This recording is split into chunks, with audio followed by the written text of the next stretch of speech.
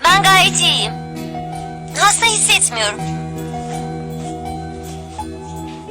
Beni iyileştireceğine söz verir misin?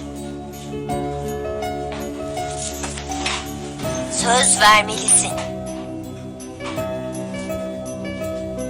Bıyığın üzerine yemin et. Ve sözünü tutmazsan onu kesmen gerekecek.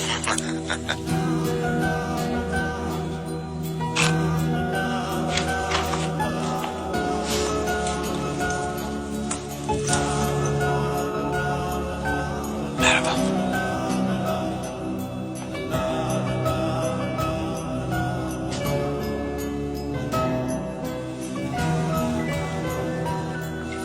ये जिस्म है तो क्या, ये रूह का लिबास है, ये दर्द है तो क्या, ये इश्क की तलाश है, फना किया मुझे ये चाहने की आस ने धरा धरा शिकस्त ही हुआ।